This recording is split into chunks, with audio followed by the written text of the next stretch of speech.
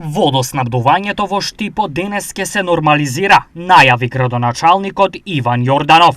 Одредени делови од градот очекувам веќе во поплавнените часови да добијат вода, затоа што во тек се активности за поврзување на новите линии, а од останатите населби како што се населбата Три Чешми, Железничка, Пребег, Новосело, Исар, населбата 8 ноември да добијат во вечерните часови вода за пиење. По ова Јорданов најави и втора фаза. Како втора фаза се очекува да се изградат и резервоарите Пребег и резерварот Мери, со кој што комплетно ќе се реши проблемот со ниска и со висока зона и со слабиот притисок кој што одредени делови од градот, поготово во месеците каде што имаме зголемена потрошувачка на вода, го има.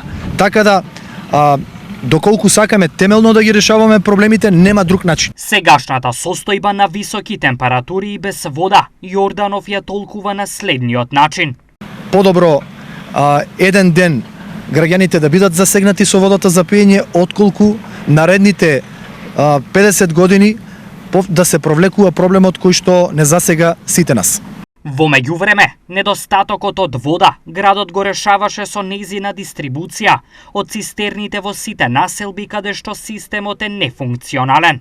Водоснабдувањето во оние населби каде што има прекини, а тоа се населбите 8 ноември, Новосело, Исар, Три Чешми, Железничка, Пребег.